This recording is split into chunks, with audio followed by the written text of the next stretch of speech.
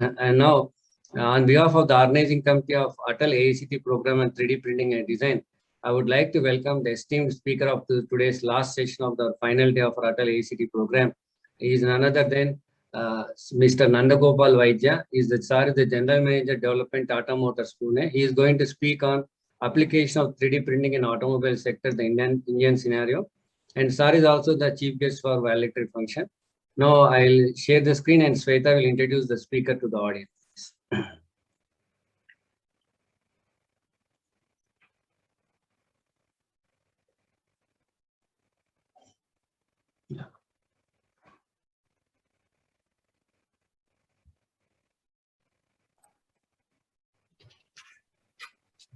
On behalf of the organizing committee. Sir. Yeah, please continue. Switch on your cameras. Yeah. On behalf of the organizing committee, I take the privilege to invite a distinguished personality from industry, N.K. Vaidya sir, General Manager Development, Tata Motors Pune, for session 14 on applications of, yes, sir. On applications of 3D printing in automobile sector, the Indian scenario. N.K. Vaidya sir is a mechanical engineer with over 3 decades of distinguished career in the field of engineering, product design and development. Having completed MTech from NIT Warangal in 1988 with academic accolades, he has worked for respectable industrial houses of the nation. While major span of career is dedicated to automotive industry, he had short stints in machine tools and material handling equipment businesses. Since the beginning of career, he pursued opportunities to work in cutting-edge areas and acquired fathom of experience. His association with the field of additive manufacturing started in 1997, when the technology itself was at its nascent age. Ability to quickly adapt latest technologies, further aided by meticulousness, led to his rapid rise on leadership ladder. He has led many functions within product development organizations. Further, he also has extensive experience of product development in an environment where teams work across global nations. He had opportunity to work in the area of industry, educational institution collaborations, under which he has guided many PG students for their research and assist a few doctoral theses from industry perspective. He has keen interest to interact with students and coach them to become good professionals. He has delivered keynotes, professional talks in colleges and technical papers in conferences of national, international repute. He is a people's person with excellent ability to work with diverse population. Currently, he heads one of the business critical function at R&D of Tata Motors Limited located in Pune. We welcome you, sir, and hand over to you for the presentation. Thank you, madam, for a kind introduction. So, shall I share my screen now? You can share your screen. Thank you. I'll share my screen. Yeah, please.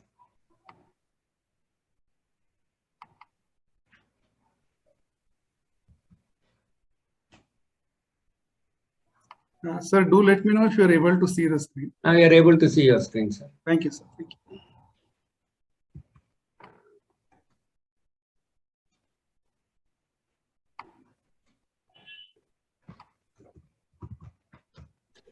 So I'm starting, Professor Sivaramakrishnan. Yeah, please, sir. Go ahead, sir. I'll switch off my camera for the sake of bandwidth. I can save something. Yeah, we'll take one small photo. All right. Continue. Sure. So I can continue. So, good afternoon, participants. Good afternoon, Professor Sivaramakrishnan. In fact, thank you for giving me an opportunity to interact with the faculty over here. Indeed, it's a privilege for me to get such a wide population of faculty as well as research scholars on one platform. Yeah. I am sure this is a very important opportunity for me for multiple reasons. Yeah. Because here I am delivering it for a teaching fraternity of engineering. Yeah. So within engineering fraternity, teaching fraternity is the most important one in my opinion for multiple reasons. Yeah. And I consider myself fortunate because across many colleges sitting here I can do. Yeah. talked to most of you. Yeah. Now, when I say the teaching fraternity is most important in engineering fraternity, the reason is simple. Over last 30 years, whenever I entered into engineering, we engineers worked towards improving the comfort for mankind. That was the work what happened in the world in last about 3 decades. Correct.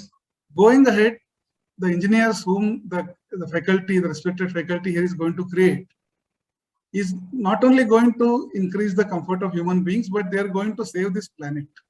Yeah, correct. So all of us are aware as to what is happening to global heating, climate changes, so many complexities, even the current pandemic. Correct. Engineers only can handle this. And the faculty over here is able to, is going to create those engineers. So I consider it, in fact, I'm very fortunate that I can talk to all of you and share something little what I learned regarding 3D printing on the business side. Correct. So thank you once again, Professor Sivaram Krishna. And as you had guided me, I'm going to look at the applications in the automobile industry. With that, the purpose of this whole summit or the current session is met well. In fact, I was very much enthused to know that there is something called as Atal Academy, which I was not aware, sir. In fact, thank you for making me aware of it. We should thank our Prime Minister Modi, sir, who has given this excellent platform, Atal AICT program, sir. Thank to AICT team also. They are doing in a very great way, sir. This we should even in pandemic online program. They, I think Guinness Book of World Records. They went so many programs they conducted. Great. I'll thank them for making such a wonderful platform for us. Great, really, sir. Truly. In fact, I'm really feel proud to get connected with all of you. Yes. So not only academicians here, the participants are from a lot of industry also. Sir. We are from research organizations and from startup companies. A lot of people are there. Great. Okay, sir. So with this formal introduction, let me start with my presentation. I got a request to all the participants, please stop me whenever you feel like. I can stop anywhere and take off. Because I'm going to talk more on the application, I'm going to talk more on the business side. I'm not going to talk how many carbon atoms are there in steel or how a laser sinters. That is subject which my friend Chandrasekhar had covered on Monday. Yeah, already. Sir has given a keynote starting lecture. You are giving keynote lecture. Yes, I was there. It was very interesting. Yes. So once again, good afternoon, ladies and gentlemen. Let me begin with my formal presentation. I'm trying with my PowerPoint. Please, you have to excuse me for a while. So to begin, to set a context, I work in this great organization called as Tata Motors. Tata Motors belongs to the group of, belongs to Tata Group, which all of you are aware. Tata Group, Mr. Jamshedji Tata made India into industrialized nation way back more than 150 years ago. Since then, this company does not only business, but it does many things for the upliftment of mankind, which all of you are aware. Tata Motors is a flagship company within Tata Group, and here I put a little history. What this you can see on internet also. It's a public domain information. Tata Motors was started in 1945 in Jamshedpur with a manufacture of locomotive steam engines, and we are here today. You must have seen Tata Punch, what was launched just a couple of days ago. We are about 80,000 employees spread around the whole world, and around 3.5 lakh crore rupees was our turnover last year. It's a huge company, and we are the most innovative company, I'm proud to say, definitely within India and outside India also. And every part of technology, whenever a new technology comes, Tata Motors is there, Tata Group is there. We try to get the technology for the benefit of business, for the benefit of mankind, for everything. As per the principle of Tata Group, we are not here only to do business. So our principle says we have to give back to the society from the resource from where we took the nature to run our business. So these are some of the social initiatives, a top glimpse of I have given over here. These are various interventions what are done by Tata Motors in the society for the upliftment of so many things. You can see there is something related to water supply in the drought areas. There is something to teach, educate children, something for women. There are various initiatives, and this snapshot, what you are seeing is over last 6 months is a development. It's a continuous development wherein we spend our precious time, and we even as employees are encouraged by the management to spend our time for society and do some service for the upliftment of needy. In fact, I'm very proud to be a part of this organization. It's about 26 years I'm working, and not a day I felt that I'm somewhere misplaced. It's a great place to work. Having said that, let me begin the presentation regarding the topic of what we are trying to say. I once again request all of you, if you want to stop me at any point of time, most welcome, there is no problem. Just raise hand or ask question, I will interrupt, I can talk and I'll go back to my presentation. Now I'm starting formal presentation. I'm going to set a context. The purpose of setting a context in the specific way I will explain sometime later. Until then, kindly bear with me. Now, what is mobility? We are into automobile business. So if all of you can really imagine, mobility is, it's the basis of survival of mankind. If you look at the history book says the migration started about almost 1 lakh years ago. Maybe may not be in the current form. And this migration at that point is said due to climatic changes or whatever, the animals or man-like animals started moving. Around 6,500 years ago, wheel was invented. Somebody says in China, somebody says in Mesopotamia, somebody says in India. But wheel was invented, and after the wheel was invented, till today, the mobility goes on increasing every day. Ladies and gentlemen, I'm not sure 6,500 years back how much was the sea shipping. Definitely air travel did not exist, but definitely the wheel changed the whole motion. It made people more mobile. So consequently, I'll not be wrong in saying that mobility is life. All of us move, human beings move, sometimes for survival, sometimes for prosperity, sometimes for enjoyment, sometimes for education. So mobility is the baseline of life. And I belong to automobile business. I got an important share in this mobility to be presented to humankind. Now, if you look at what is a vehicle, now I'm talking the ground vehicles, whatever vehicles we know as 2-wheelers, 4-wheelers, trucks, whatever we know. So as I have noted here, every human being, irrespective of where he or she is in the world, or at what financial affluency level, education level they are, they need mobility for whatsoever purpose, which you are convinced. I don't have to explain more. So what does a vehicle user expect? These are some things, minimum things what a vehicle user expects. Naturally, you can expect the person to expect a good amount of performance. Should be economical, not very expensive. Should give very safe transportation, very comfortable. And of late, in the last 20 years, the current generation is connecting their emotions with the vehicles. The new generation in the market, they have got different kinds of approaches and attentions. I was grown up in License Raj. I started my work in License Raj in this country. I've seen both the sides of business. With the internet age, with the generation X and generation Z, their needs have changed. So people are attaching themselves. They are having their egos attached to their vehicles, their emotions, which is a order of the day in the Europe and other developed nation for a long time ago. So a user aspires many things from a vehicle, many things, many nice things. Now, what is the other side? Other side of it is, from a social angle, all of us are aware. Those of us who live in big cities, we frown the traffic jams. We definitely have concerns about parking space. All that emission, the automotive emission which comes out, we have got many problems. There's huge noise. Noise has become a greatest killer nowadays in big cities. So these are the concerns from a society. At one end, user aspires so many things. At other end, user as a part of society has to suffer something due to this automotive. We as automotive manufacturers have to balance both of these because we're in the business of making automotives. So unless we make automobiles and sell, we don't survive. Same time, that shall not harm the society. So the automotive design and development becomes a very tight rope walk. Now, let me try to explain you what is this motivation about what I'm talking about. These are some pictures with which I'm trying to explain you. Say, for example, first one is a truck driver. He says, I want best fuel consumption. It's absolute economics. And I don't want vehicle to break down.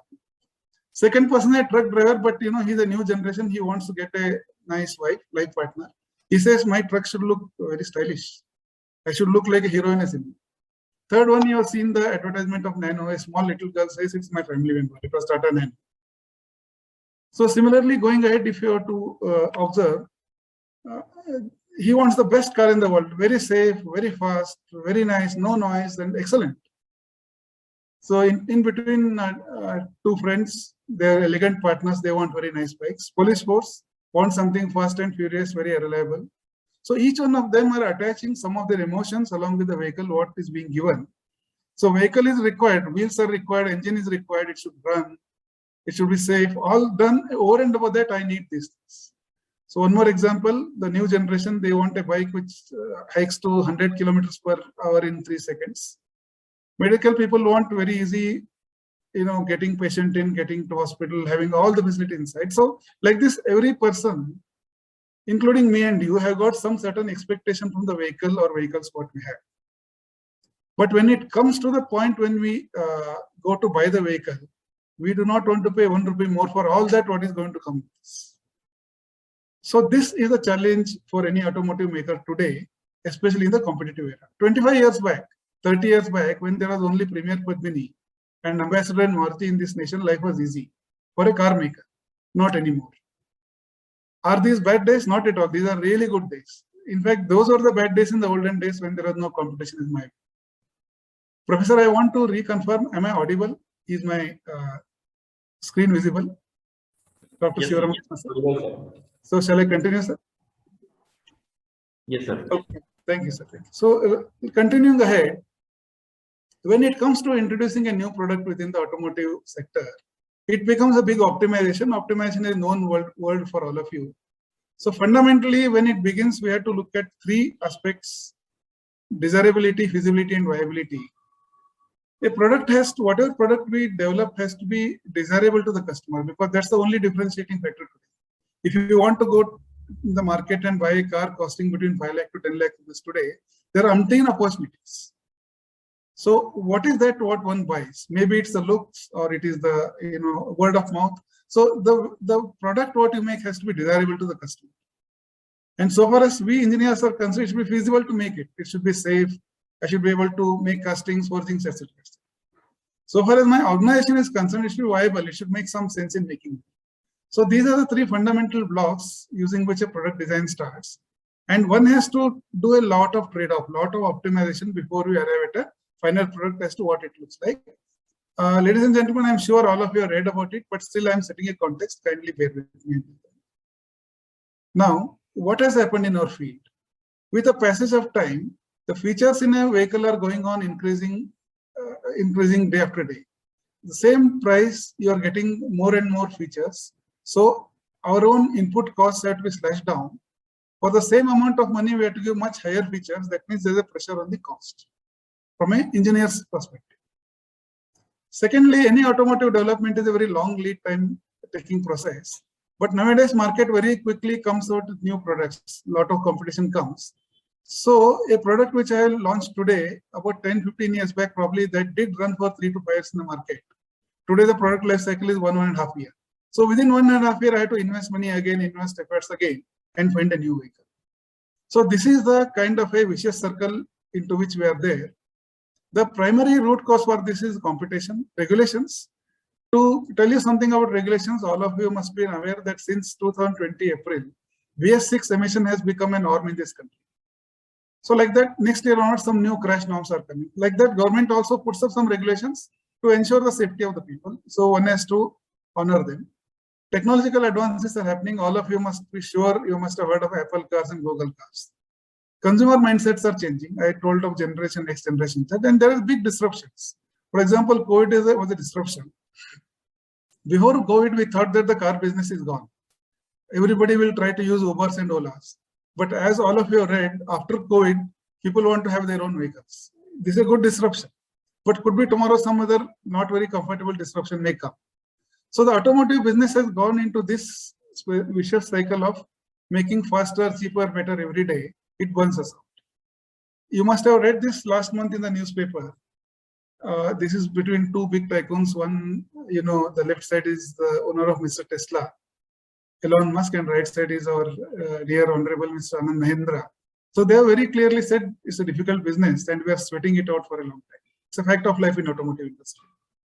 So at a bottom line, huge cost pressures, lot of dependencies from our own selves and outsiders. And whether you do good quality, it will cost more. You do it slowly, you lose business. You do it fast, it will become not good. So kind of you have to, you have to find balance yourself. So this is what I mentioned. It's a tightrope rope so far as automotive vehicle development is concerned. Let me quickly take through what happened to the growth of automobiles in this country. I have tried to map in what happened during past 15 years, not very long ago. So around 1994, the license Raj went away. I did not dig data up to that time. Around last 15 years, if we see, the y-axis shows the number of vehicles which were sold in this country, only India, I'm not talking around the globe. You see there's a rapid rise in the passenger vehicles. About 3.5 times is the growth. Whereas the growth in the two-wheeler is phenomenal. They have touched into crores. Whereas the truck, that is CV, what is shown as the commercial vehicle, and the three-wheeler market is more or less there. It's not grown too much. This happened because the nation became affluent. The IT industry grew. All of us knew what happened. Good news. Lot of vehicles, lot of pollution, lot of road congestions, but the industry is going and people are becoming comfortable. I remember in 90s to travel between Bangalore to Hyderabad, I had to take a ST bus or a train. Train was not convenient. The MSRTC, the APSRTC buses from Bangalore once in half an hour, very good. But today I can drive a car. I don't have to depend on a bus. That's good. But those cars have caused congestion on the road. So if you look at the segment, as I mentioned, that two-wheelers have grown phenomenally. The black line shows two-wheelers. Good, all of us are able to see every village has a two-wheeler. People are able to afford. The national affordability has gone up, all good news. So overall, automobile has grown 3.5 times in the last about 15 years. Good news for us. What else this good news says? This good news further says, as per the records, about 3.5 crore Indian population make their livelihood on automobile industry. This 3.5 crore does not mean all of them work in automotive factories. It could be even the puncture walas who change the puncture on the road, or the insurance agents who sell insurance. Ladies and gentlemen, if we think that every person feeds 3 people in his family, about 10 crore people out of 136 crore are making livelihood on auto industry. It's a big industry. It's significant for this nation. And this significance is attached by government also. You can see government also thinks twice before they do something with auto industry. Globally, similarly, it is said about 15 crore people are engaged in the auto industry. 7% Indian GDP comes from automotive industry and 50% from Indian manufacturing. That is around 10 lakh crore rupees in the last couple of years. There's a corona last year, so please bear with the statistics a little here or there. 3.65% of global GDP is contributed to automotive industry. 220 lakh crore is the automotive industry turnover globally. So for our reference, I put Government of India makes a 18.5 lakh crore budget of revenue per year. You can imagine, but 220 lakh crore around the world. So let us not get confused. 7 lakh crores rupees are spent by automotive industry globally only on R&D. So this is the size of the industry. The reason for me to give the statistics is, even if we want to make a small change in our industry, it has to pass through so many layers. Change is not very easy. First of all, change is very difficult for human beings. Within that, if you have to pass through so many people, depend on so many people to make changes. Governments, private organizations, financial institutes, employees themselves, all put together have to bring in the change. So it's a long journey. And in some ways, industry is stabilized. So nobody would like to topple the apple cart. So I'll mention what it is as we go ahead. Vis-a-vis, if I look at the additive manufacturing industry per se, that is 3D printing, what is the topic of subject. The whole industry globally is supposed to be around 59,000 crore rupees. That is about 0.3% of the automotive industry turnover all over the world. Good or bad, it's not at all bad, because 3D printing is an enabling business. It cannot be 220 lakh crores. And secondly, if you see a standard casting, forging, or injection molding business, they are much bigger than 59,000 crores. But they're established. This is an upcoming business. So it has started 20-25 years back. It is growing, and one day it will grow very big. So all this, ladies and gentlemen, I gave you a context to understand as to what are we talking of and what is the nature of the problem we may have to see in the event if we have to introduce something new in our business. At this point of time, I'd like to take a break and ask you people if you have got any questions so long, I would like to answer, because I'm going to the next module of my presentation. I'll wait for you for about 30 seconds. If any questions are there, please ask. Otherwise, I'm continuing. Thank you.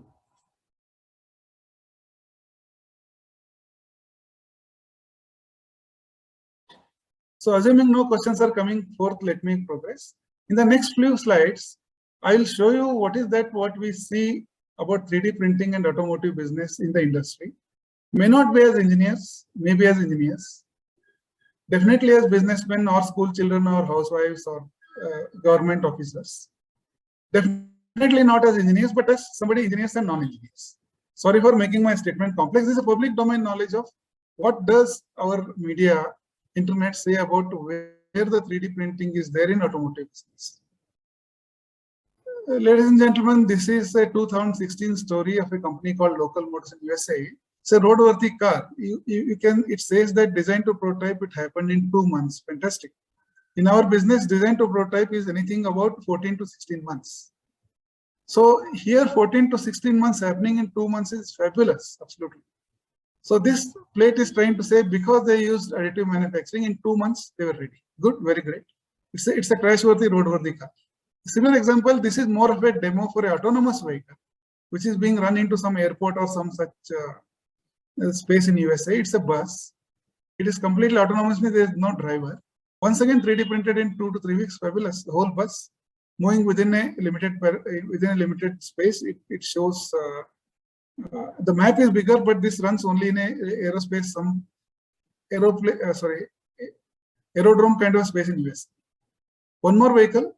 We are not, unusual. It's not an unusual sight for us. We go and stand in front of a sandwich maker, and he makes a sandwich for us in our presence for us to eat. Like that, this car was made in a auto show in 5 days. Good, customer could see what car is. Yes, it is made. Fantastic.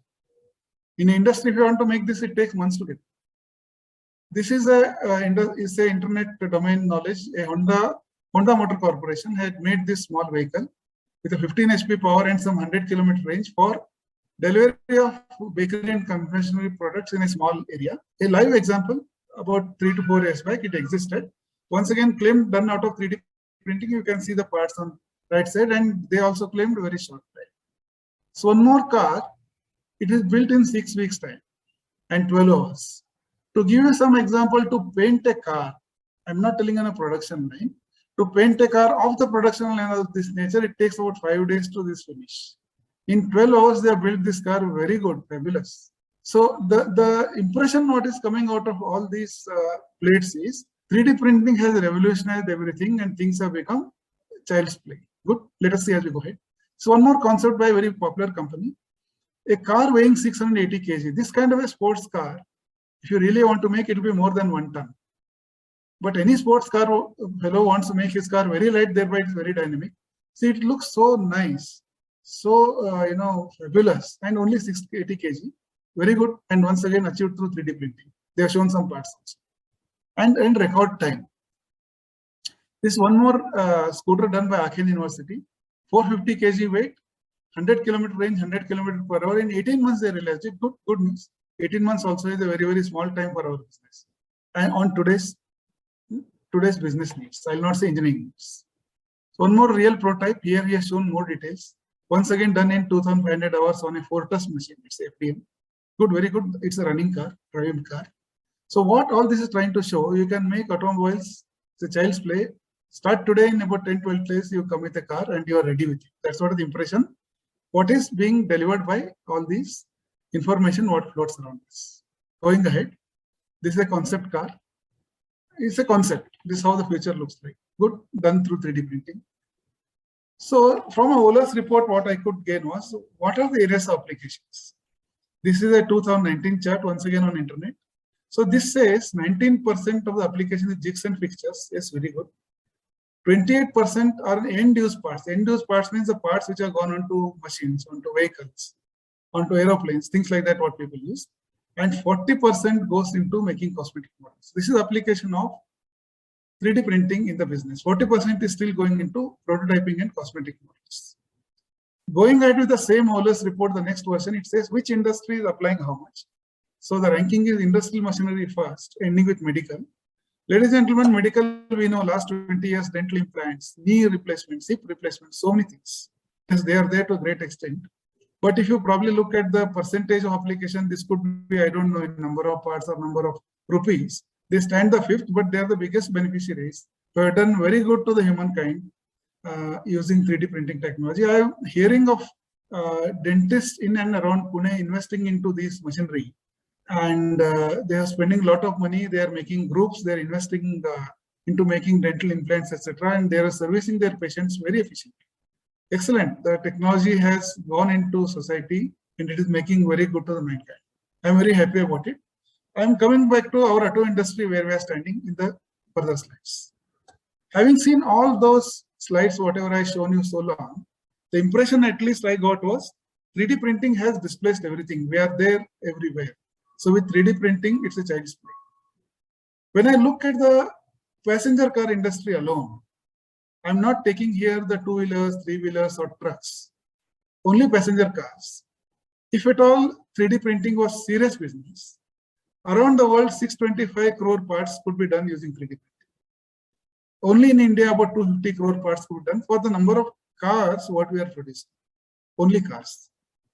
The reason for me taking only cars is if you take the summation of number of cars and take the summation of three-wheeler and four-wheeler and three-wheelers and trucks, cars are leading. Of course, two-wheeler I'm not considering here because number of parts per two-wheeler are much lesser. So the potential is so big. So when the day the 3D printing becomes reality and it displaces all the current conventional manufacturing processes, as on last year, 625 crore parts could be delivered out of 3D printing, and car business was a child's play. But really, when you look into the business, if we do a soul search to find out how much really out of this 625 crore has been consumed, that's a question mark, and that is the discussion of my current further slides. I'm presenting to all of you to give the view what is happening over here. Please don't expect that I will tell you only 10 crore parts were done or 1 crore parts. I also don't have that answer, but this is the global view. So I'm stopping now. This I come to an end of my second module of setting context. If any questions are there, I'll take. Otherwise, I'll proceed with the next discussions in the series.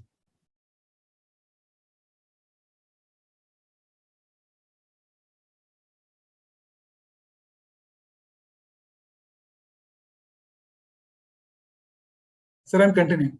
Professor Sivaram Krishna, am I audible and my screen is visible? Kindly reconfirm. Yes, sir. Yes, visible. So shall I proceed in that case? I'll go forward. Yes. Now, here I'll straight away start speaking what is the status, current status of 3D printing in automotive business. Let me quickly take you through how does the design and development of a vehicle happens for our understanding of what actually happens. To begin with, any management makes a decision what kind of a vehicle I'll launch. It's a new company, it's a decision to make a company. It's the existing company. Okay, today I'm making SUVs, tomorrow I'll make small cars. Or today I'm making small cars, tomorrow I'll make trucks or motorbikes. That kind of a decision management has to make because they have to make up their mind. It's a long journey. There's a lot of investment and one has to get ready. So typically this stage runs for about a year, 8 months, 10 months, 12 months, 24 months, based on the business one is pitching into. As all of you know, market research has to be done, business case has to be done. We have to understand who is doing what, who are the partners, who can be advisors, what can be legal constraints. So this is the kind of a long phase, and this phase goes without much of a time definition. As I said, it can take maybe as small as 4 months to as long as 2 to 3 years, based on the understanding and knowledge of the management who is trying to pitch into the business. Typically, this is a kind of a long term within a development, and more the matured company, this becomes shorter term because they run multiple programs. So some programs are decided in 3 months, some are decided in 2 years, but programs are running continuously. End of this decision cycle, one will know is it feasible to manufacture? Does it make economic sense? Do we make profits or not? And after end of 2 to 3 years, when we bring the product, will the product still have a market? And how much risk we are taking? So businessmen get to know very clearly and they're ready and they make up their mind whether to go in or not to go in. This is a stage what somebody calls pre-kickoff, somebody calls management decision. It is more about management, not about engineering. Once a go-ahead is given, or in our terms, kickoff is given, okay, say go.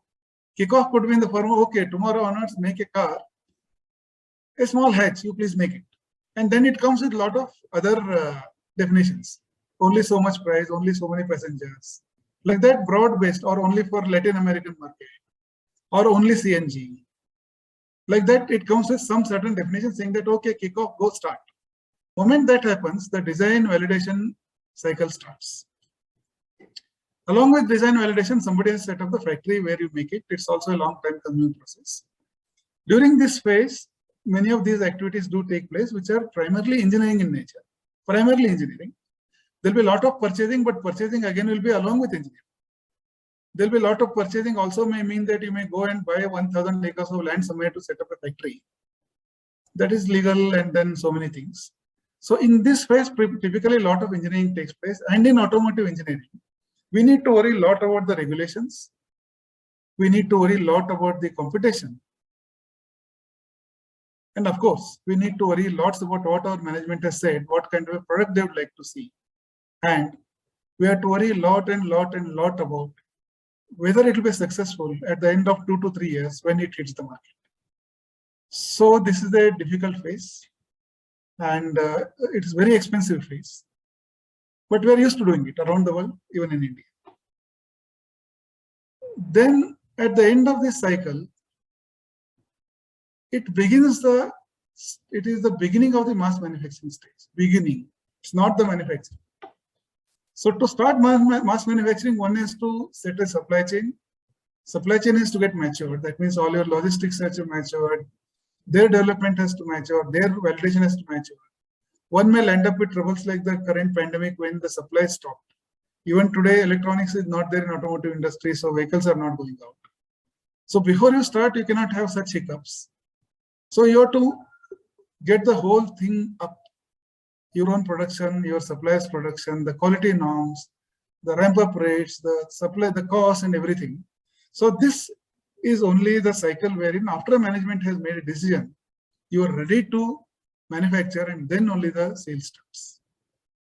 Ladies and gentlemen, this takes anything between 36 to 48 months based on the nature of product what you are making. I'm talking for a four-wheeler kind of business. Different businesses have got different timelines. This 36 to 48 months is over and above the management decision. So anything like 3 years are gone, and at the end of 3 years, if you find that the product what you conceived 3 years back is not valid anymore today, it's a big trouble.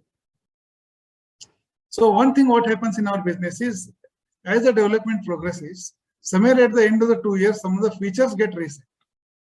Any feature getting reset is a pain because you have to re-establish the whole feature, but the time given is only that much. At the end of that time, the vehicle comes out in the market. Once the vehicle's manufacturing starts, then you start something called sales and post-sale activity. This I don't have to reply too much. I don't have to explain too much. Here you settle the price, you have distribution channel, sales service, and this phase also takes care when do you refresh the vehicle, when do you take it out of the market, or when do you stop making it. So this is a complete cycle of a vehicle. So the sales and post-sales activities, what I was telling about 15-20 years back, used to be about 4 to 5 years. For some nice vehicles like Maruti 800 used to be 10 to 15 years, but no more. Nowadays, it is ranging anything between 1 to 3 years, 1 to 5 years, 2 to 5 years. And within this short span also, the people would like to see enhancements. Sometimes government regulations make enhancements. And every time any enhancement is made, practically it goes back to a cycle of design and validation and start of mass manufacture. So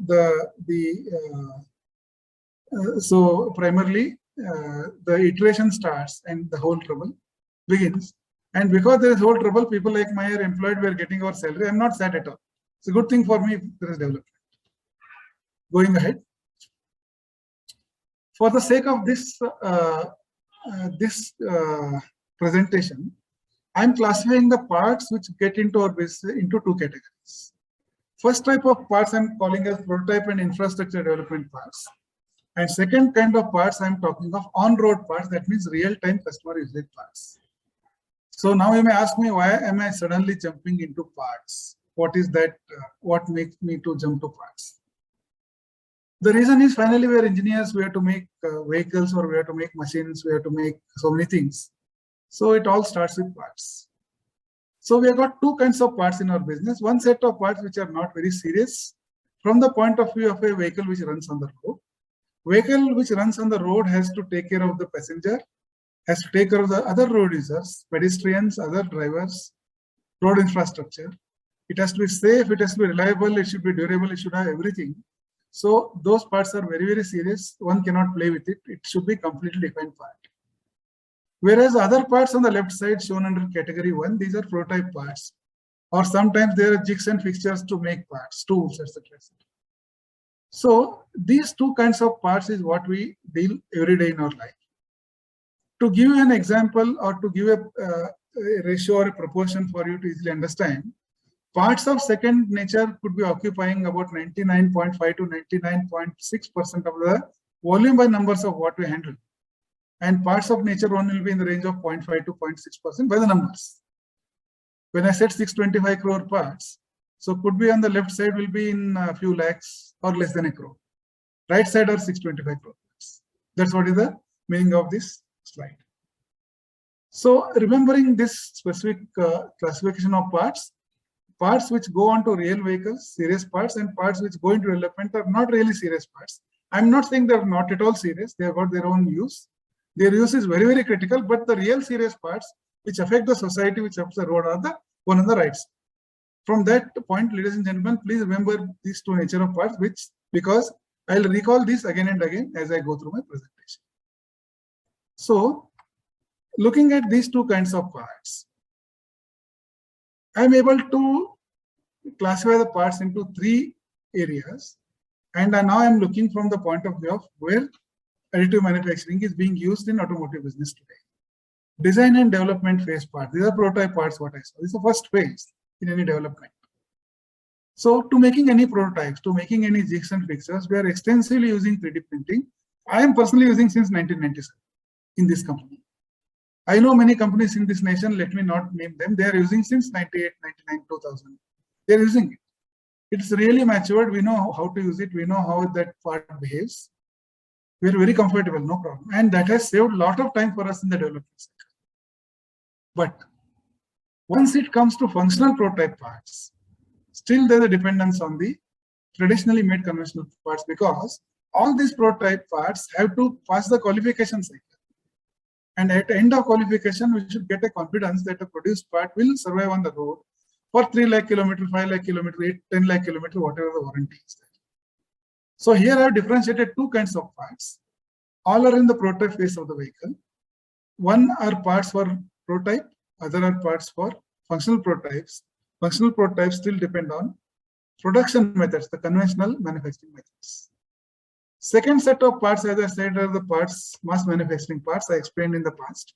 In mass manufacturing phase, functional critical parts are still 99 to 99.5% are through conventional route. Very few parts are onto the additive manufacturing or 3D printing route. Once again, their jigs and fixtures to a fair extent people are using. You see a lot of examples when you attend many seminars, etc. You hear a lot about it. It's a successful business of making jigs and fixtures using additive manufacturing. Some of the aesthetic add-on parts, yes, to a limited extent people are using. Further, I'll show some examples. You can realize what I'm trying to say. And then finally, there is a last set of parts called as aftermarket phase parts. So these aftermarket phase parts, some of them are done by the automotive OEs, some of them are done by aftermarket. You can also go in the market and buy some, add-ons, some nice looking lights or whatever it is. And many of them apply on our vehicle without understanding whether regulations allow us to put it or not. We do it. Sometimes we get caught, sometimes we don't get caught. Some of them are not really harmful. For example, if I want to put a sticker on my car called as NK Vaidya, and that I do by 3D printing in gold, it is harmless, that's okay. It is allowed. So in the aftermarket parts, to some extent they are being used. Sometimes for the obsolete spares they are being used, yes, it is there. So the biggest chunk, what I have shown in the middle as mass manufacturing, additive manufacturing is yet to go there in a big scale in our business. Now, if you want to look at the technologies, whatever you heard in last 3 days of your presentations, almost all technologies are being used. Nowadays in automotive industry, we don't have to own all these machines ourselves. We can definitely approach some institute to take their help, some commercial institutes or even universities where we can develop these 3D printed parts. We at Tata Motors have got some of our own machines. We also go and get from our partners. It's a kind of a collaborative business. That's what is left today. Here, if you see, there are two things. One called RPT. These are rapid prototype parts. One called 3D printing. 3D printing parts typically get into as printed gets into the vehicles. Mainly prototype, maybe functional vehicles. And these prototype parts are, all of you know the investment castings and vacuum casting. You repeat the number of parts and make multiples of them. Bit of old technology when 3D printing was very expensive, this was used. Today it's affordable to print and people do print it. However, thing like vacuum casting has the process like vacuum casting has advantage that you can put metal inserts or you can put electric wires in parts. In such case, you can use it. It has application, but if it is pure part, then 3D printing is cheaper today in last about 10 years. In the earlier slides, I showed you what was the impression, what is being created for 3D printing. Now I'll take you through some slides. All these are the recent slides, what you have been able to see recently. And once again from internet. So here it says, this is what the advertisement says, 3D printing makes this very fast. If you look into advertisement, using 3D printing, they have done a wheel rim. The whole car is not made in 3D printing. About that, it is silent. If you look at this 3D printing done in, the wheel rim done in 3D printing, a fantastic looking, fabulous, very stylish, very robust wheel rim. If you have to make through a conventional process, it's very difficult. It takes a lot of time. 3D printing has changed the world. 50 kg forging reduced to 10 kg, wonderful. And then somewhere the same note says the post machining was only 15 minutes. Otherwise, conventional route machining would have gone for hundreds of hours. Excellent. But I would like to draw your attention over here. The photo on the left is a full car and the part on the right is what is made by 3D printing. Very much useful. The next question I want you to ask is, do these wheels go on the common cars what I use like Altos or Tiagos or Eons? They don't carry these. These are for the very rich, fabulous vehicles. Going ahead, these are various parts once again from internet. Nice parts, all 3D printed from big companies, but most of them are for either for racing cars, which are made 1 or 5 in numbers, or some very top-end cars, which are made 100 or 200 a year, but they are not for run-of-the-mill cars. 3D printing parts are going onto the cars. On the live cars, these cars probably are the cars on the road where it matters safety of the passenger and customer. It's working. But small numbers. The main reason for this is economics. And the small numbers one can easily contain. Going ahead, this is a very good concept. You can see a skeleton of a car. So fantastic. Very, very lightweight car. Very good on crash. Very passenger safe. Absolutely aerodynamic. Very light in weight. Probably almost 99% recyclable. Excellent. Very good. This is the future. Is 3D printing available today for the whole car? May not be. As I go forward, I'll explain. But when this becomes reality, fantastic. But today, this is a concept. These are some parts what you have seen. Parts on the left are mass manufactured. A good company. They are making mass manufactured parts. Looks like these are some turbine housings or something. Turbocharger housings. I'm not able to know. Image on the left side. Right side, they're trying to show what is the resolution of the machine. Very good. But the part is small. So technology is growing. More complex parts they're able to handle. Good. It's going well. So these are some parts what I said, the mission non-critical parts, where it doesn't matter. Customizing your screen. Yes, you can do with 3D printing. Anything going wrong here will not create an accident. Or some change in headlamp. These are orders of the day. People are doing it. But it's very small mass. Typically, this is aftermarket kind of a thing. Maybe it happens at OE, but it's a aftermarket means vehicle is technically developed and you can use these things. Similarly, as I said, on the left side, you can see a red panel. So this red panel, probably I can write my name or I can, print Lord Ganpati on this in color and paste on that. Whatever I want, I can do that. It is allowed, and is where the 3D printing is working here. But this is a small percentage of our whole business. Many more applications you can see, all these natures. Typically customization, mass customization. This is what the new generation is looking for. They want good experience. So the children today do not want their car or their watch or their shirt to look like neighbor's watch. They want something unique. So probably you can build a standard vehicle and make such add-ons and make their thing look unique. And you have got a customer segment. 3D printing is working here. It will work and it is beneficial. But on today, this is a very small market because the majority of the vehicle, the major portion of the vehicle has to meet regulatory norms, has to meet engineering norms. So that is not just a makeup. These are all makeups on the vehicle. You can see McLaren 720S. The body parts are made by 3D printing. Very good. It's a race car. Maybe they make only one. Some pistons and some engine parts. Yes. A lot of automotive companies are trying everything to get this 3D printing into their business. Thereby, the business will get benefited. and our life will be easier and we can produce better products. The journey is on. All companies are striving hard, but it is still in the journey. Destination is far away. So this one information you might have seen, it's a newspaper, an internet-based news. It says 20,000 3D printed parts were used in 2020. Excellent news. This internet news will not have the complete information what happens inside, but from open sources when we found these kinds of parts are done. Once again, you can see these parts are definitely not mission critical. They are add-on parts. Yes, 20,000 2 lakh could have been done possible. Yes, it's some kind of a customization or some kind of last moment change, definitely possible. This is one good thing what we read recently. One of my colleagues who is expert in this field got me this information. Probably the way tires work in future is different. It says Michelin is working here. So probably next time when you have to puncture your vehicle, somebody will use a 3D printed sector and fix in this. They will not put a, they'll not put air and put some small peg into that. Future it is coming. So once it comes, it will revolutionize. If this comes, many aspects of 3D printing also will change in the 3D printing business. So today tire has to undergo all these tortures before it gets onto market. And this specific tire, what we saw, has to undergo all this and prove its metal before it comes into picture, because tire is a safety critical element. All of you do understand. Many more parts. I would request you to draw to your attention few things on this. This is a car called Roadster. Once again, very, very special high-end vehicle, not everybody affords.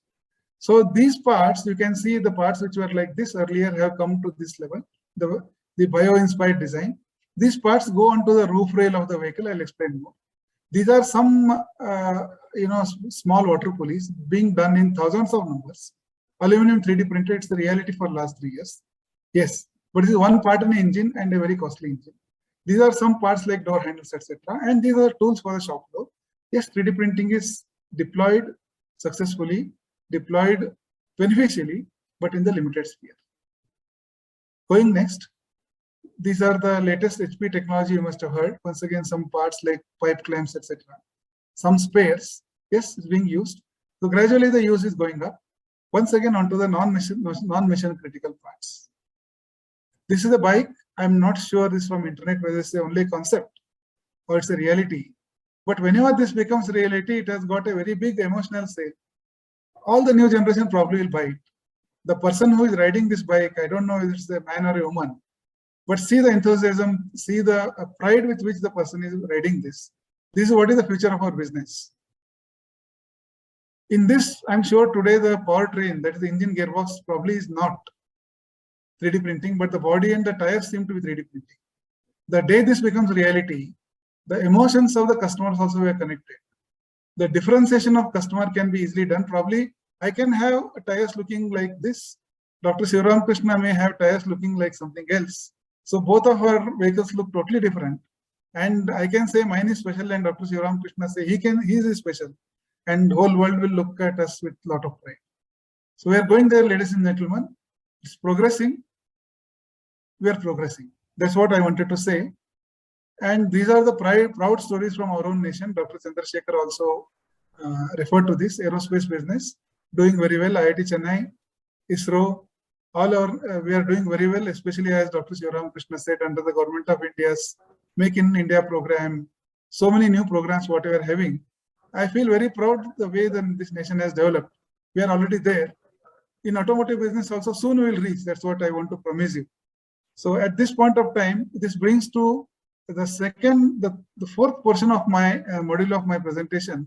Here I would like to definitely take a 60-second pause, and I request you to ask me if any questions are there. Either you can put in chat box or you can ask me. I'll wait for 60 seconds. I'll not rush at this point of time. Thank you. Any participant, please interact with the sir. Introduce yourself and please ask question. You can switch on your camera. Your voice is not clear. Sir, not clear. Hello? Hello? Is he asking question or some disturbance? Sir, not very sure. We can put on chat box. Anyone has questions and doubts, you can ask, please. Or you can as well as put in the chat box. Any questions from the audience, please? Any questions from the audience? Hello? Okay, sir. Okay. I'll proceed, sir. Thank you. Okay. Now, I'm bringing you back to this chart. What I had said earlier that I'll recall it again and again. First kind of prototype parts for infrastructure development parts. So here, if we look at the penetration of additive manufacturing, I explained already earlier in my earlier slide also. In type number 1 to 4 extensively used. In type number 3, still we are relying upon conventional process. On the on-road parts, I already explained. Only in type number 2, additive manufacturing will be used. Otherwise, it is conventional. And the big chunk still goes through conventional in our business. If I try to elaborate what are those parts, under serial number 1, I have tried to list some kinds of parts what are used off the line. Parts for concept visualization. Concept visualization parts are required right from a designer to explaining to a customer or to explaining to a vendor, sometimes even to explaining to government agencies or testing agencies.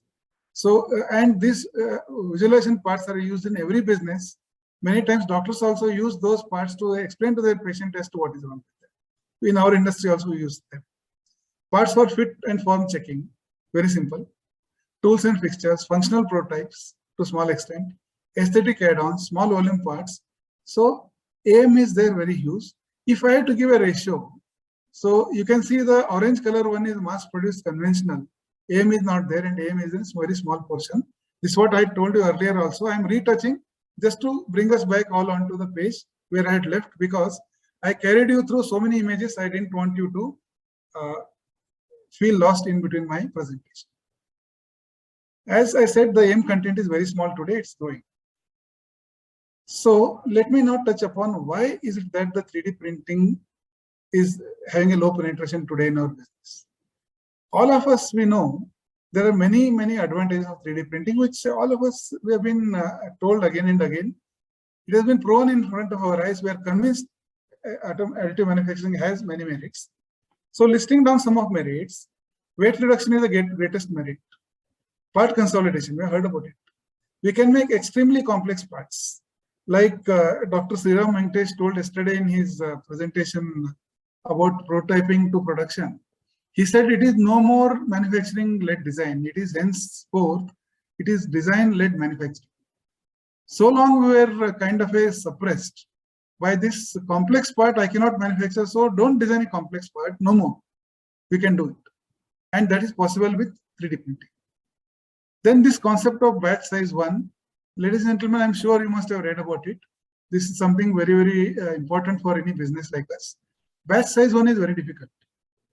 Just to give an example, if I want to make one prototype car, a running prototype car, I don't know if I want to ask you a question. Probably one of you go into the market and try to buy a car like a Tiago or Alto or Eon or something like that. I shell out something like 5 to 7 lakh rupees, or high end around 9 lakh rupees, I get a car. But if that car, if I wanted to make one car, only one car, which is roadworthy, since I do it every day, I can promise you it takes around 120 to 130 crore rupees to make that car. So what is available for 8 lakh rupees to make it one number, it takes that much because you need to create that kind of infrastructure to make it fast, such that it is roadworthy. So if you go with this concept of batch size 1, so tomorrow if somebody in the audience has to come and tell me, boss, I want one car looking like this, can you make me? And I want it in 20 lakh rupees. Today I'm saying it is impossible. I'm not saying difficult, I'm saying impossible. So probably with the AM, it will become possible. And this batch size 1 is already proven in the dental industry. Something the shape and size to suit exactly my molar, they can make it. So probably one day I can make a car to you exactly what it suits you. Probably one day. So this is a merit of AM, or these are the various merits of AM which are fantastic. Now, how does it benefit our vehicles? Moment you say weight reduction. Weight reduction for us means cost reduction. It also means us reduction in the emission. As all of you know, there is a lot of control on the carbon dioxide and NOx and SOx emitted out of automotive. Moment the vehicle weight goes down, automatically emission goes down. the fuel efficiency goes up. Customer is happy. If it's an electrical vehicle, lesser weight vehicle runs a longer range for same battery charge. Very good. Very handy for us. Drastic cost reduction in manufacturing and supply chain. Instead of making 10 parts by part consolidation, I can make in one part. So I don't have to transport 10 parts and assemble them. I don't have to assemble 10 parts in my shop to make a vehicle. One part assembled. Very good. Lot of benefits. Huge cost reduction. As I had mentioned earlier, I am pressurized for cost. I am pressurized for time. I am pressurized by regulation. I am pressurized by competition. So all this is very good. Now it is allowing me to reduce cost. It is allowing my customer to get a better range. It is making government happy. It is making society happy because emission is reduced. Very good. So very good. Then aesthetic, ergonomic, safety parts, feasibility. It's what I said, extremely complex parts. Many times the extremely complex parts come in two facets of our life. One is parts which have to look aesthetically very nice. They are impossible to manufacture. Second is very, very complex parts in powertrains, where, most of you must be aware, engines have become electronic over last 10 years. And fuel injection, which used to be at 5 bar, 6 bar, today is at 2000 bar or 2200 bar. So the complexity has increased thanks to material science, thanks to the metrology, thanks to manufacturing science.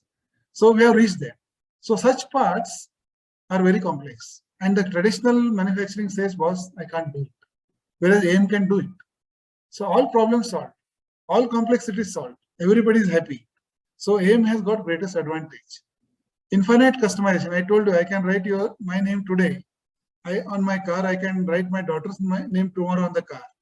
I can put a gold-plated emblem today. I can put a silver-plated emblem tomorrow. I can do whatever it is. Because infinitely I can do customization. In a flip of a minute, I don't have to spend time also. Very good. With all this, the penetration is low. This is a problem what I want to speak today. And whatever my own engagement with 3D printing over last 25 years, our continuous search, research, benchmarking, networking with other automakers, others, what is that what it is trying to show us is what I'm trying to tell you in a nutshell in the next few minutes. When all the benefits are there, as an automotive engineer, what are the concerns what we see? First concern is AM is very expensive. Yes, all of you will appreciate today it's very expensive. If I look at a per piece cost, very, very expensive. I want to make a lot of parts in cast iron mild steel because that is affordable for a run-of-the-mill car. But aluminum is not there. Sorry, cast iron is not there. I have to use aluminum. 80 rupees a kilogram of cast iron and 370 rupees a kilogram of aluminum. I can't afford. It's the first question what comes to my mind because I am pressured by cost. Do the parts perform? So assuming that I get the material, I get the part also. I have my own fears. Okay, I am using forging. Forging has got a very good grain flow. After that, I have done grinding and I have done heat treatment. So my part is perfect. It will not fail. Even if the vehicle has to fall in a ditch 10 meters tall, it will not fail. But this 3D printed done by laser sintering, done by some other method, will it survive? Will it break? Okay, this is my exhaust manifold. This should emit this kind of a carbon dioxide only. So long I am doing by metal casting, no problem. But this 3D printed one, what if it cracks in between and suddenly more CO2 comes out and my vehicle fails? What about warranty? My company is giving 3.5 lakh kilometer warranty. The current part is going for 4.5 lakh kilometers. This 3D printed part, what if it goes off in 3,49,000 kilometers?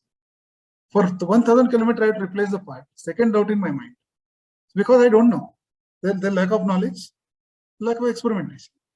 When I say I don't know, I'm not an uneducated person. I'm a very, very educated person. I'm very well, I have got presence of mind. I know what is happening in the market, but there is a fear in that. What about my business? My business will think, what I mean to say, the engineers of my business side will think, is my business viable? Will it remain viable? Can I get rate of production? Machines are very slow. I can get to, 1,000 injection molding in 1 hour. This takes thousands of hours. Whereas at one end, we are telling in additive manufacturing, it is very fast. Here, my supply chain engineer says, Sahab, aap kya bolenge? This one, I make 1,000 in 1 hour. Here, you are telling it takes 1 hour to make one part. I can't afford it. Is my supply chain ready? Supply chain is a very integral part of our whole business. then our plant manager will think, by bringing this, should I change my whole production line? Do I have to change the mindset of my people? Okay, injection molded is handling easily, but it is a 3D printed part. We should tell him, don't press it hard or don't drop it. So all kinds of fears do come.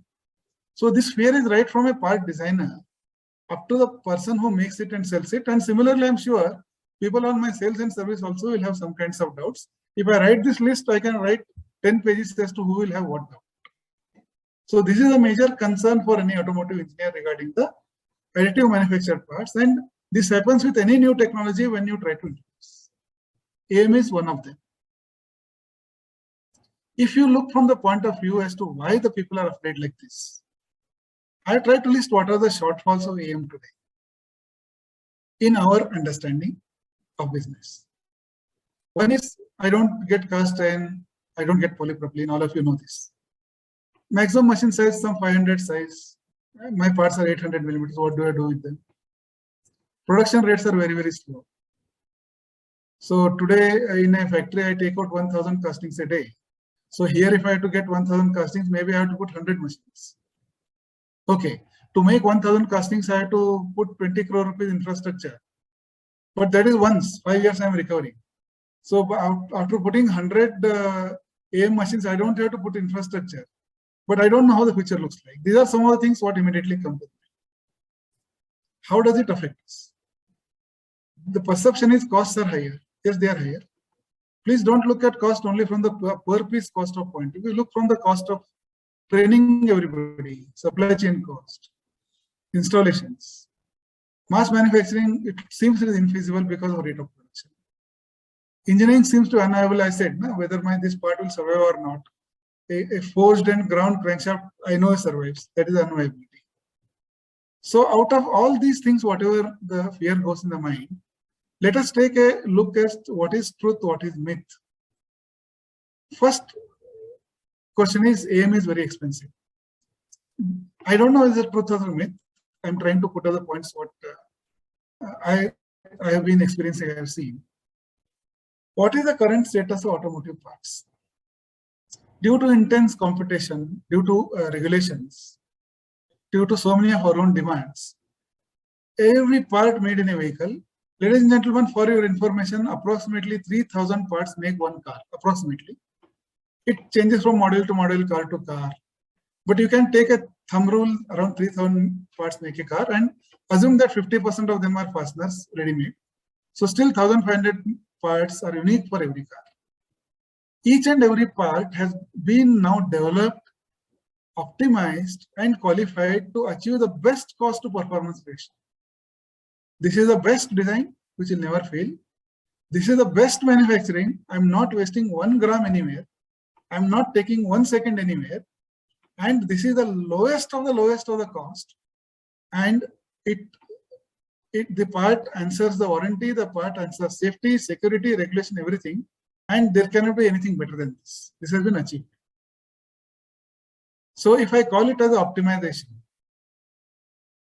as I have written in the last one, optimization includes shape, size, material, manufacturing process, logistic cost, social cost, so many things, covering everything of this one. So this is the lowest cost price I can get to chill perform is the state of all the parts today. So if 1500 kinds of parts have gone through this, I can tell you confidently, it took us 25 to 30 years to reach here. I have seen this revolution in this world, not only this country. Sometime after 1993-94, when the CAD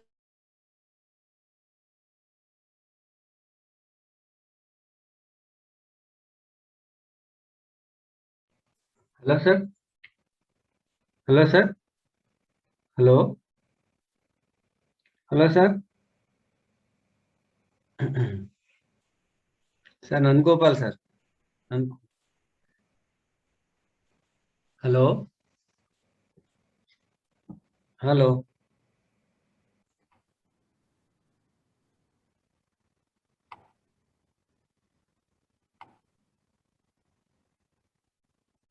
So I spoke about the current status of automotive parts. Lot of effort has gone over 20-25 years to learn all these things, and the whole now whole system is ready, it accepts the parts in some specific way, it's working well. Going ahead, as on today, from our own perspective, the weakness of AM is we don't get the right materials what are used by us. The maximum part size are limited and the rate of production is lower. This we feel is a disadvantage for our business. What is the strength of AM today? As I said, I can make batch 1. Great. I can make complex parts.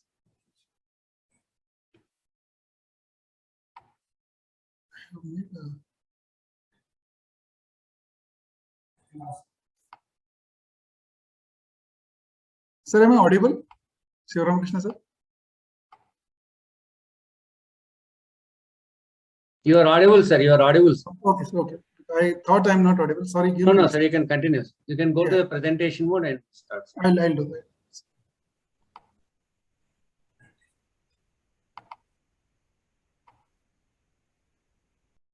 Is my presentation visible now? Only thing is you have to go to the presentation mode, sir. It is still in the slides. Yes, I'll do this.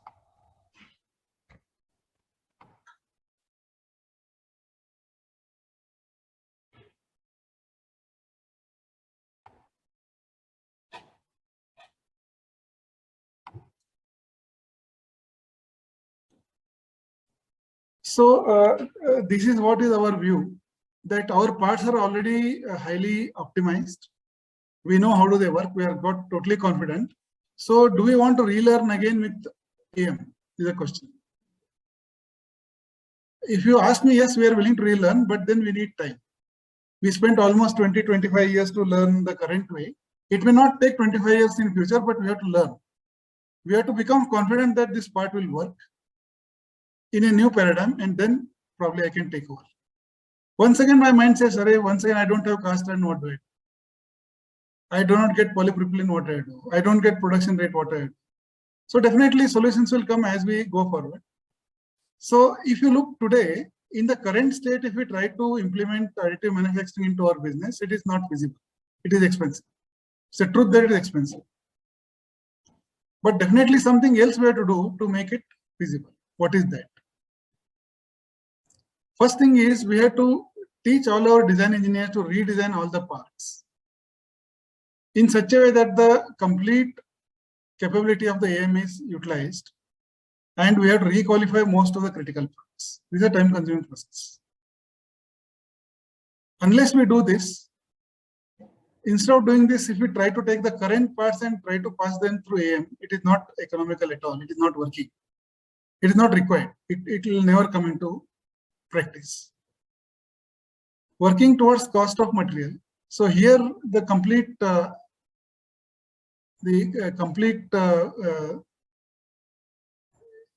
sorry, I got some screen signals. Sorry. The complete engineering has to work, not only automotive. Either quickly materials like cast iron or carbon steels have to come into additive in a big way, or the design should become so nice that even the high-end materials like aluminum, titanium can be still cost effectively used. But if at all we go to higher level metals, what happens to recyclability is a question, because that's also an important aspect of any business today. Then so far as machine makers are concerned, they have been doing wonderful job. I have seen them over the last 25 years. I know they can easily pick up. Definitely when the demand goes up, they have to make machines much faster than what they are today. And one more thing what has to happen is, I have written in a more diplomatic fashion saying that democratization of materials is what I have written. That means today, for most of the machines, I am bound to buy material from a X kind of suppliers or the OE of the machine only. And that sets my economics out. That should not be the case. Like today, I can go in the market and buy cast iron aluminum from anywhere. So I should be able to buy the required material from anywhere and run the machines, because that's one more way the economics works. When these three things become reality, additive manufacturing implementation in automotive will grow leaps and bounds. But all of these are time-consuming activities. I mentioned some time back it took 25-30 years to come here. So I'm once again mentioning it will not take 25 to 30 years now because technology has progressed a lot. There are many more pressures than what we had 25 years back. And then there are nice pressures like pandemic, what forces us to work hard, become more smart. So I'm sure one day this will all march past very fast. And very quickly we can start seeing more and more number of 3D printed parts onto brick and mortar vehicles. I'm not telling Rolls-Royce such vehicles they already have. I'm talking about the vehicles what common people can afford. So as I mentioned, all these three things on this paper of PowerPoint is looking very simple. But when we go to implement, I mentioned 3.5 crore people involved. I mentioned so many business involved. To get everybody into loop and to make them comfortable and make them perform, it's a long journey. However, it has to begin with engineering. Engineering, once it starts, other ecosystem automatically takes. That's what the history has shown again and again. Let me take you to some nice examples. This part I had shown earlier also in the slide. See, a part which was looking like this. It's a kind of a bracket to hold a root bow, which looked like this 20 years back is looking like this today. Fantastic. So low weight, looks so nice, ergonomically, aesthetically good, ergonomically nice. No sharp edges, it will not hurt anybody. Very good aerodynamics. You name it, it has got. Fantastic, simply fantastic. Very low weight. So once again, my fuel efficiency goes up nice, right? And it's great everywhere. What about material of construction? Once again, I wanted cast iron or polypropylene, it is aluminum. Will it work? Question I have to answer. What about qualification timelines? How much time it takes? If this was a mission critical part, it has to undergo the whole process. Qualification process was spoken by Mr. Chandrasekhar on the first day. Very difficult in aerospace industry. I'm sure all of you have heard many lectures. This qualification process is a tedious process, time-consuming process. But unless you do, one will not get a confidence that the part will work, which is the basis of business continuity. One more similar part, you can see part which was this. The design was constrained by manufacturing, has become like this, fabulous, absolutely fabulous. Once again, what about the qualification timeline? Once again, part which was like this due to manufacturing constraint has turned out like this. Very good. So this is a part where 9 parts are done into one part. Very good. Excellent. It saved so many things. But once again, what about qualification timeline? What about the material of construction? Today, this is in plate steel. It is available for 35 rupees a kilo. If you do in aluminum, additive manufacturing, this versus this, my gut feeling says this is 300 rupees, this will be 3,000 rupees. So who will pay for it? Such questions do come in front of us. One more fantastic example, this is a real seat structure. Some of you might have seen or you may not know. Any seat of automotive you sit is based on this. On the top of this, you have got foams and covers, etc. So Honda Corporation, Toyota Corporation, as they have declared, have converted this into one piece. 72% weight reduction, very good. Excellent. Same questions. Let me give you some clarification. I use a word called as cost effectiveness. Cost effectiveness is not per piece cost at all. It has got many aspects. Material cost, whether it will perform the warranty as I mentioned earlier. Cost of manufacturing, supply chain cost, cost of quality.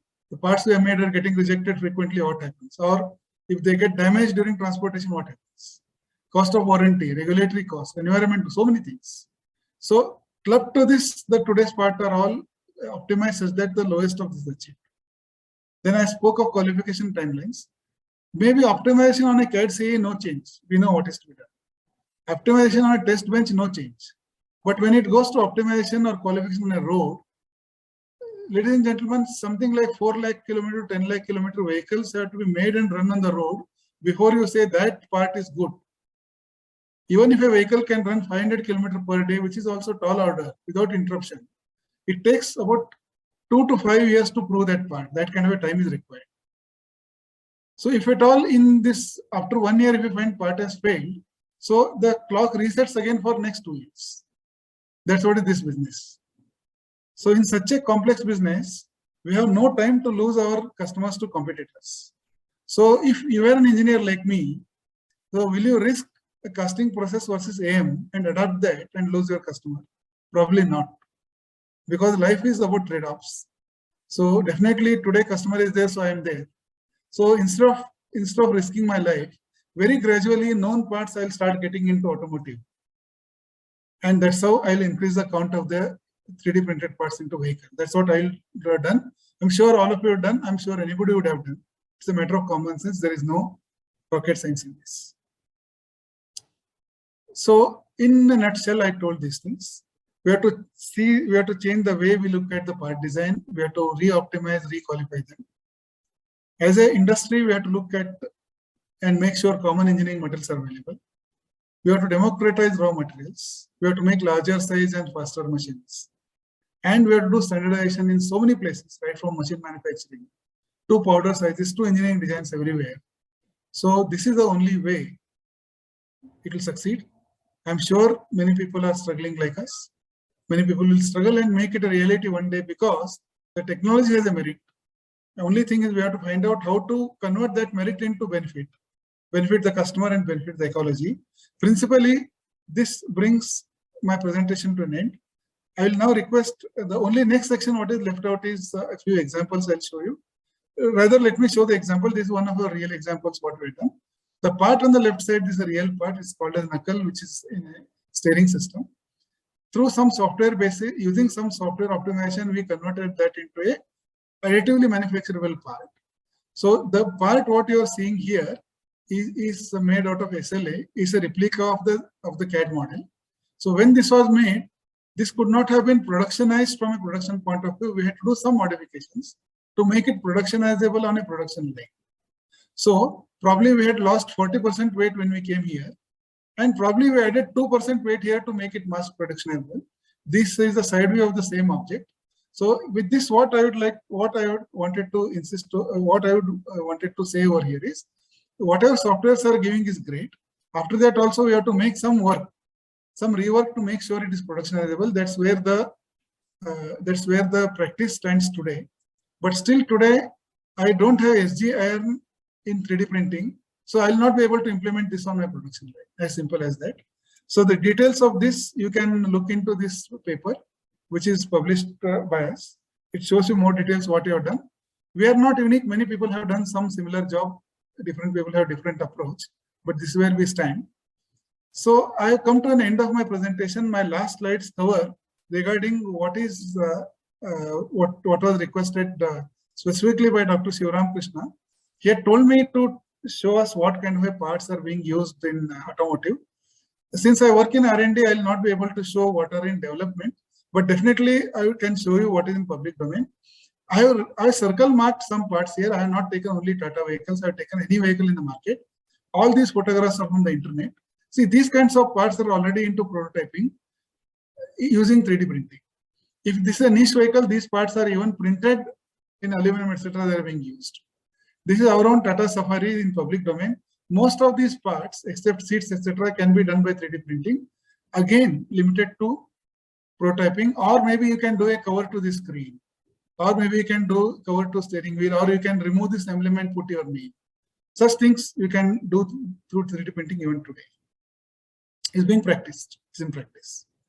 Or this is a Hyundai Santro. You can make monograms. You can make headlamps. You can make corner lamps. You can make grills. But once again, ladies and gentlemen, primarily on a prototyping level. Or maybe this is a niche car. They can make a aluminum part of the whole grill and then gold plated. Possible. Somebody pays for it. Feasible, doable, but for that kind of business. Electric vehicles, most of these parts other than drivetrain and batteries probably could go through.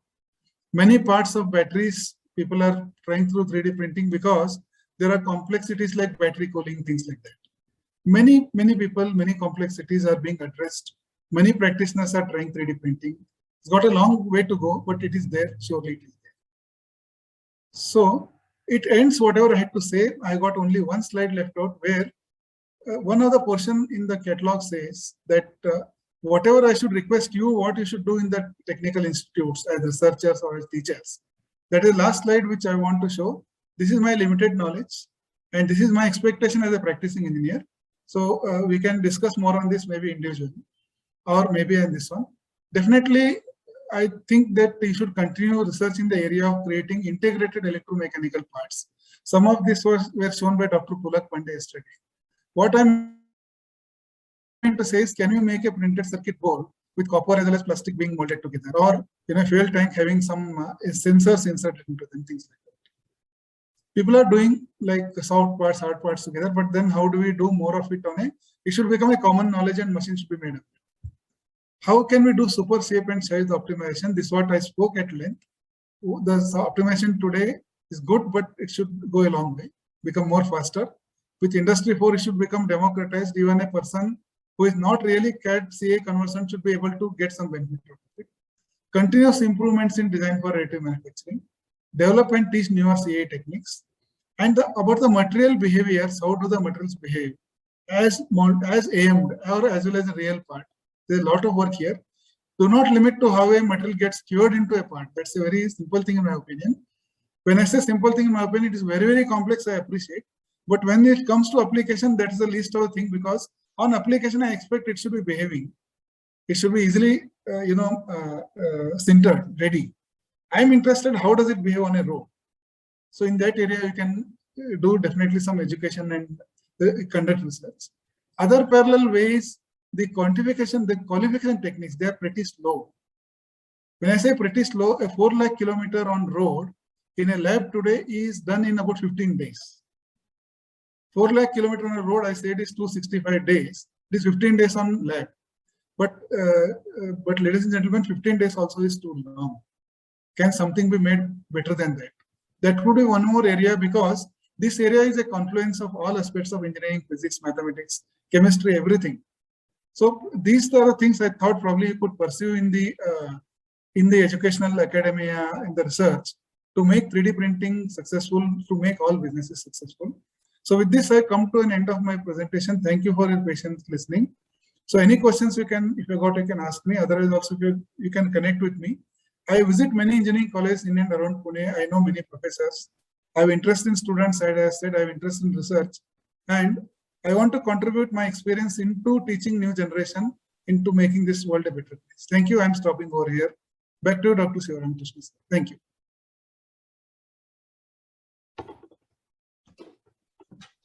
Sir, thank you very much, sir, for making the journey through application of additive manufacturing in automobile sector. Thank you, and sir. you have thrown light on what are the limitations of technology also, because there is a lot of hype also. We should be very clear, because when there is a Gartner's curve, which says that the initial lot of hype is there. And once the limitations are known. But anyhow, I hope additive manufacturing is overcoming that limitations. Yes, it is. Surely, it is the next generation of technology that people should start learning. And that's why I think the government of India and our AICT are conducting so many programs on Atal AICT. I think almost they conducted on 3D printing and design itself some year is 50 to 60 FDP, sir. So very good. That is a thrust area, and even DST and everywhere, it becomes a part of Industry 4.0. As I hope you are from the industry side. So, sir, I have one question, sir. Yes. As a professor academia, yes. As a mechanical professor, what the difficulty we are facing is people are now very crazy about computer science. So everyone wants to get into computer science. Mechanical engineering, very less people are joining. I hope you know that scenario. It's a common factor. It's very hard burning for all of us, because it is such a great field and very less takers are there. Everyone want to go to a computer science graduate and make more money. But this type of technologies, as industry person, because you know what are the demands of the industry.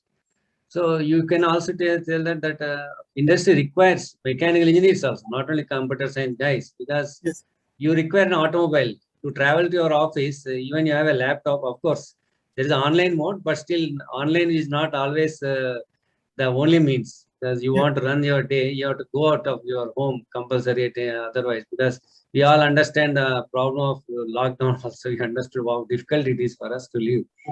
So to travel also, we require some mechanical object. As you are telling, the car is not only automobile, car, any type of transport.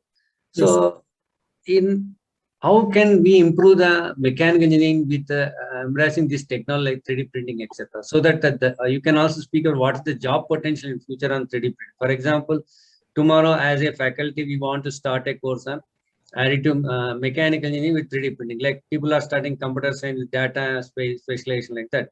But what type of job potential we can expect, sir, in future on this field? Can you elaborate on this? Sir, it's a very Automobile sector. yes, sir. It's a very wide question. I don't think I can have a straight answer because you asked a difficult question. Yeah. Now, so far as we are concerned, even for a well-known company like us, when we go to good campus interviews, we get only the last candidates. Most of the candidates want to go to ITU. Notice rightly. Yeah. Now, suppose if you want to start a course regarding 3D printing in academia, so those students must come with the knowledge of part optimization, means part shape optimization, keeping both the performance into picture and the 3D printing capacity into picture. Okay. Now, if you say that we have got about 55,000 employees in Tata Motors, out of that around say 5,200 are in R&D. These are the people who are right at the beginning of technology today.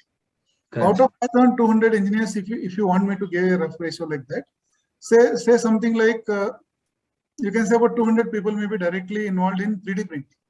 Okay. And maybe another about 500 people may be directly involved in designing for 3D printing when it comes big.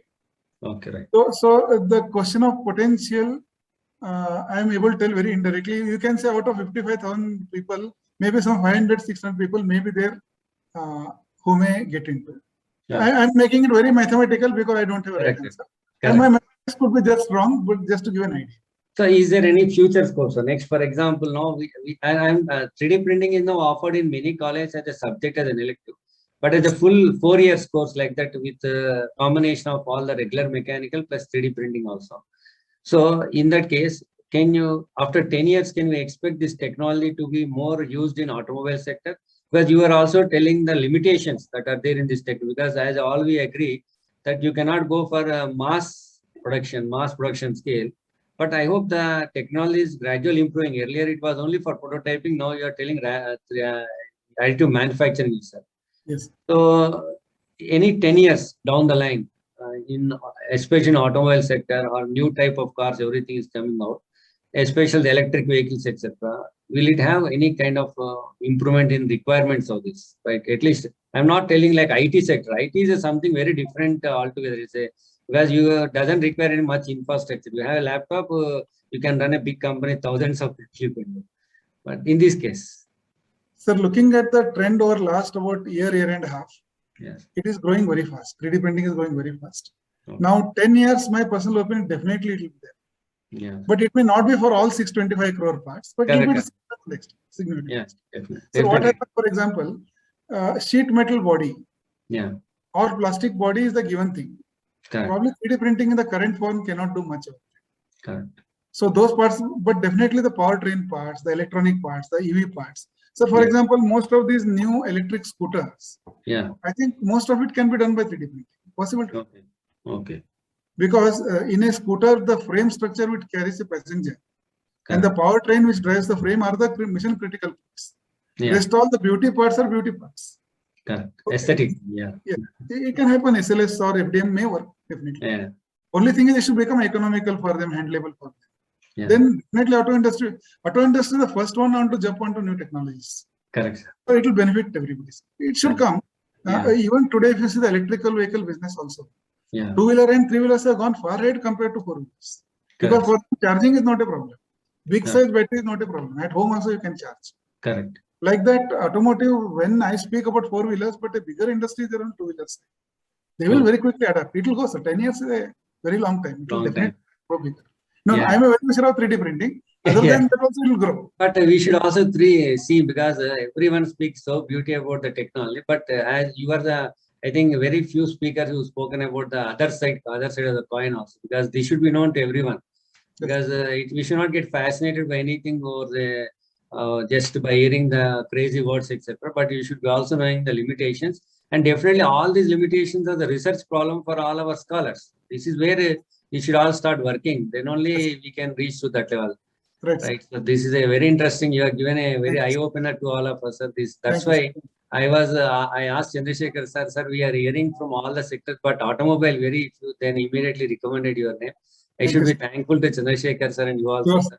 And any participants here is a very expert on automobile sector. Most of our college we conduct a lot of bar and so many events we conduct. And our students will also approach us, sir, can we use 3D printing for this part of the automobile, etc. So you can interact with sir. You have any questions, please switch on your questions, switch on your video and please ask questions. Please.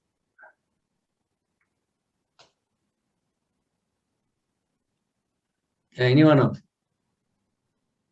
Sir has given so elaboratively all the things. If you have anything to ask questions, you can, or you can put the question in the chat box also. So find it difficult. So one appreciation, the top challenges of AIM technology are presented in a lucid manner. This is by Kandaswamy sir. Thank you, sir. Kandaswamy sir, anyone, any questions from your side? No, sir. No, sir. I was enjoying the challenges. Thank You you, are sir. How to enjoying the overcome is a challenges. very $1 million question. How to overcome is a $1 million question. Great. So, Sir, one thing I would like to tell at this point, if I am called to give the same lecture in an industry forum, I will not talk all this because all of you are teachers. yeah, I want to put this in front of you for multiple reasons. One Correct. is you are all very knowledgeable people. You can induce into research. You yeah, can put your students into research. In an Correct. industry forum, I may not talk all these things correct, because there it's the interests are different or different. correct. Our I goal cannot- is, I cannot hurt the host who has called me to speak. So I have to use yeah. I think in industry wise you have competition and all this. You cannot Other open up much also and other things. the business. But in a faculty side, we are more want to have some research, innovation, something to done. I think there we are lagging. I think that industry institute interaction should be more, sir. I feel. So that's why in all my 14 sessions, I have put most of the time industry people, only few from academia, because a theory everywhere you can get, but what is the practical scenario? Everyone should understand what the difficulties. Because a lot of participants are from research scholars are there, sir, and scientists, industry people are also there from here. So anyone, any few more people you want to ask questions, interact with sir. Any one of you? Or you can put in the chat box also. Sir, good evening, sir. Yeah, please switch on your camera, introduce yourself, sir, please. Sir, shall we ask other than 3D printing questions, sir? To automobile, you can ask Saris from Whatever I know, I'll answer. Srinivas It's a very vast. Garu. Related to automobile. Okay. Okay, sir. Related to automobile, sir. Sure. Okay. I think most of the vehicles, when we are braking, even 100, 120 speed also, sometimes become to stoppage braking. So much energy we are wasting, sir. Is there any plan and research to recover that energy again, recoil back? So like the flywheel which we are using in some systems, is there any advancements on that side, sir? Professor, a very good question. I can give a very good answer also. There are multiple things. In the electric vehicles, already the regeneration takes place. Sir. When you apply brake, it comes back. Okay. For a mechanical vehicles, at least as I know, last 30 years, many kinds of research have been done. But at my own understanding, I mean, at the current packaging of whatever vehicles are there, to install any device to regain that energy and reuse, sir, becomes impossible. For example, if you want to put a flywheel, good example what you Sir. that flywheel will make the vehicle in a different way vulnerable to crash. That additional mass of flywheel. Sure. And then how long do you store it and how long do you give it back to the wheel? For example, you are driving on a national highway at 120 km/h. You apply brake. Sure. And that energy what you store, that flywheel energy immediately you have to reuse, for example. I'm imagining something. So Yes. immediately reuse, suppose some vehicle is rushing from behind you fast. You can't wait for that flywheel to come clearly, you have to put accelerator and go again. So there are practical difficulties of getting mechanical devices, whatever I have known, because I have not directly worked in this field, but regenerative, yes, I know. Some people try to put air turbines and try to create energy, etc. It is like the contribution comes to be 0.001%, things like that. So it has not been possible to my knowledge of what I know. So one more idea, with the difficulty, we may not work that extent. Being your the pioneer positions, you may have the thought that may be help, sir. So when you are working, running at the high speed, if you introduce any air cylinder compressions, if are kept in the front side of the vehicle, some air cylinders by the speed they have to compress, and when again once they may be release the valve so that again it is a booster. Like that, any. So some people had done the same thing with a turbine instead of a reciprocating compressor. They try to put small turbines, but the energy what comes out of it is such a small percentage. Where do we use it is and it is very erratic. It is not very. I have not worked on that field last about 10-15 years. I am also out of touch. I used to watch them with a lot of interest because I love thermodynamics. So that used to run. So only I can explain this much today that they have not been found very feasible. Thank you, sir. Anyway, I'm not the ultimate master on this. There are more gurus. Maybe I can ask. Thank you, sir. Thank you. Thanks, and Srinivas garu for interacting. You are from which institute, sir? You are from? Neil Gupta Institute. Neil Gupta, you are attending. Thank you. Thank you. Thank you, sir. Thank you, sir. Any more participants? Sir, one question is there. What is the scope for bio-inspired designing in automobile? It's a lot of scopes. Lots of scopes. Lots. Sir, in Tata Motors, you are implementing this 3D printing in most of the recent vehicles, is it? Or you think? Sir, so far as prototyping is concerned, I'm personally using from 90s. 90s. Okay. Yeah, long. Functional parts, sir? Even for functional also? No. Not much. Not We have much. used. I cannot disclose we use, but not. Okay, not much. Okay. Sir, quality of energy won't be up to the mark. That's what. Correct. Is the correct remark. Correct. The quality is erratic and not adequate, so it won't work on a mobile. Mobile. Dynamic wise, it's dynamic problem. Yeah. This is another area we can do research. Any more questions? Anyone want to give a feedback on this? Sir, we have Atal program every session. We have feedback, sir. So, Great. any one of you can give the feedback. Like Raghu Babu, if you are there, he's our senior professor from the VNR Vignan Jyoti College.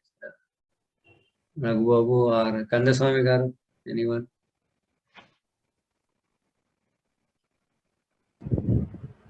Raghu Babu, please. Welcome, Professor Raghu Babu from VNR Vignan Jyoti, Mechanical Department. Good afternoon, sir. He's one of the prestigious colleges in Hyderabad, sir. You might have heard about it. Thank you, sir. First of all, I want to say thank you very much for your extended and complete information regarding the automobile sector with reference to 3D printing, both in terms of advantages and limitations also.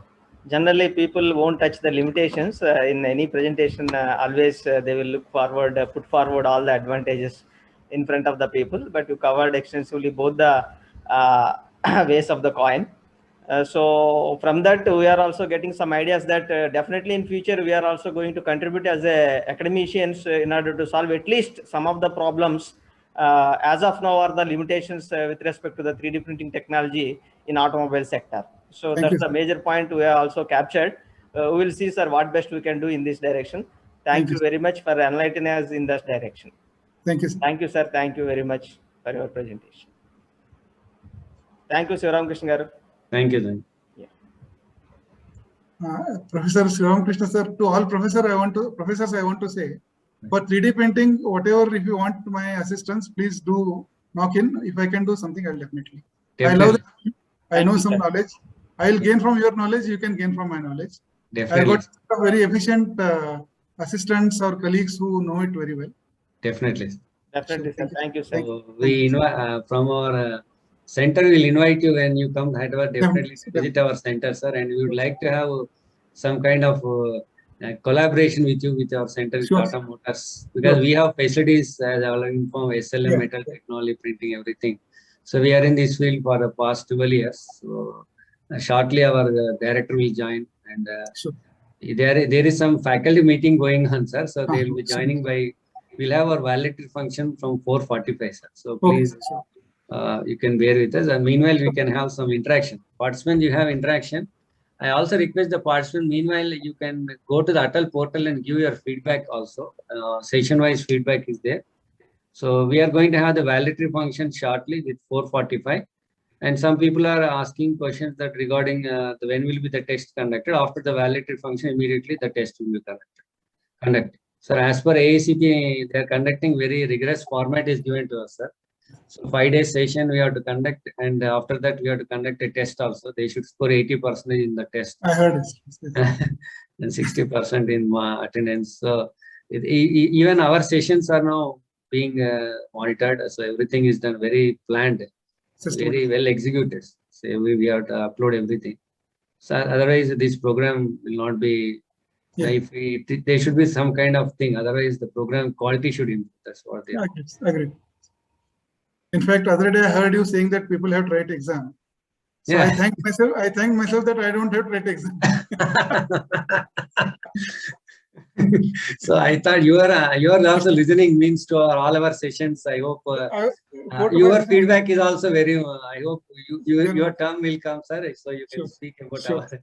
Because I most of the fortunate that this time most of the speakers who are there, they are also want to become participant. They I think from Altair Inspire also. Dr. Ghosh as want to attend the biomedical application. Very good. We had 2 doctors also spoken in this FDP. Sir. Very unique of this FDP is doctors are coming and speaking about their problems because they are also using 3D printing. Biomedical is very interesting area. I do work lot of things I do in biomedical applications. The doctors. So now I want to switch out to other fields of like automobile and aerospace. These are the very interesting fields. As an engineer, you can work, but when I interact with them, they are telling so many problems. Sir, we require your help in solving these things. So that's a very great opportunity for all of our engineers. As you said rightly, in this pandemic, we all became weapons in the hands of doctors to kill COVID. I think we have developed immediately 3D printed mask, 3D printed, so many things came when the entire supply chain was broken. And only 3D printing could come out and help in large scale, especially the first wave of COVID. Right.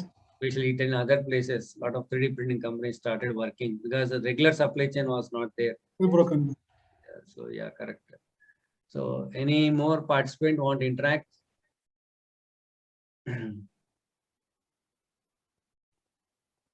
Questions?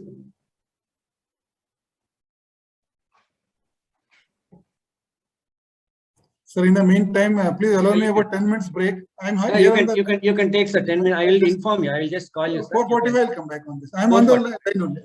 You're right. Thank you, sir. Thank you.